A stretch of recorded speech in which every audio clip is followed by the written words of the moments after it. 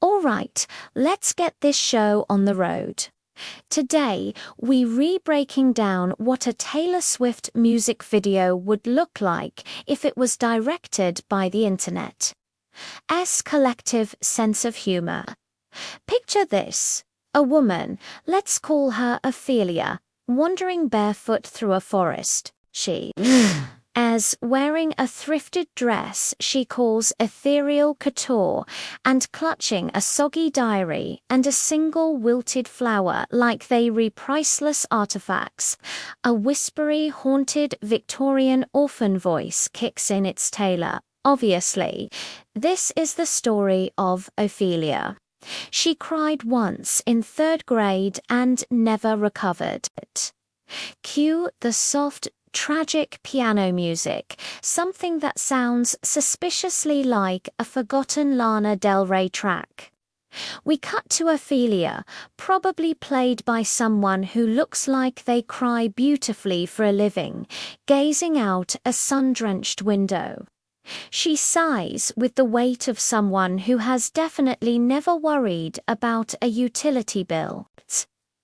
The camera then decides to focus on a teacup for what feels like an eternity. Is it symbolic? Absolutely not. It just looks good. Suddenly, we're at a river.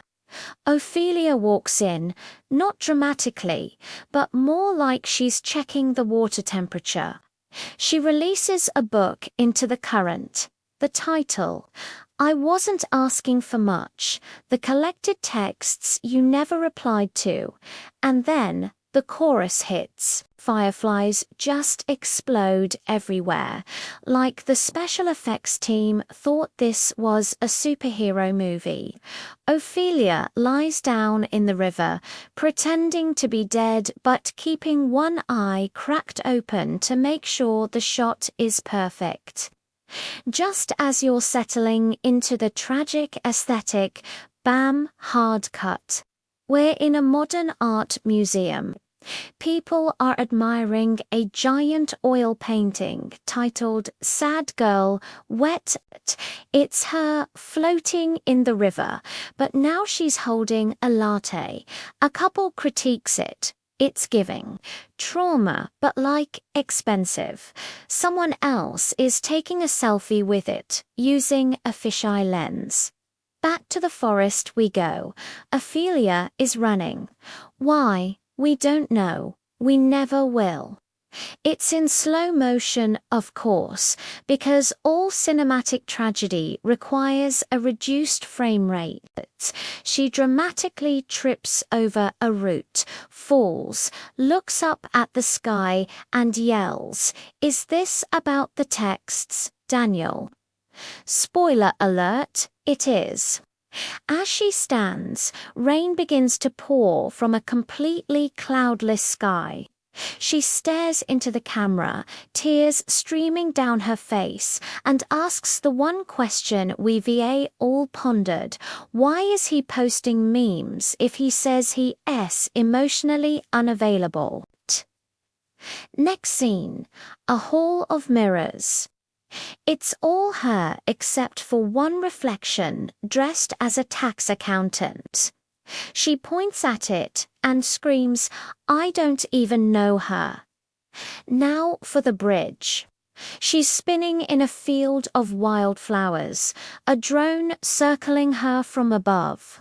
She spins and spins, and then gets visibly dizzy and has to discreetly throw up in a bush.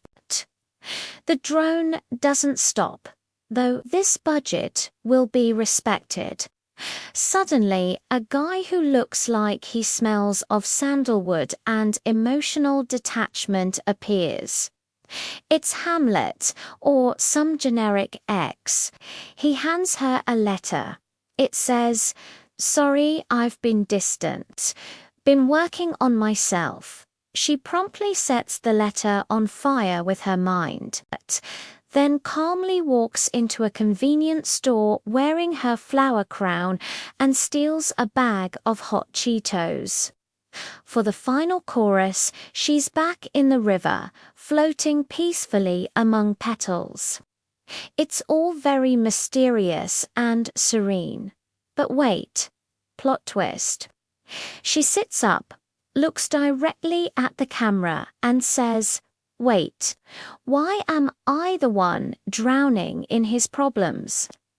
She stands up, walks out of the river, soaking wet, and marches straight into a Pilates class as the beat drops into a synthy, empowering outro.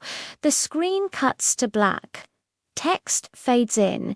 She wasn't fragile. She was just unpaid. And that, my friends, is how you make a modern masterpiece. Thanks for watching. Don't forget to like this video and subscribe for more deep dives into pop culture. See you next time.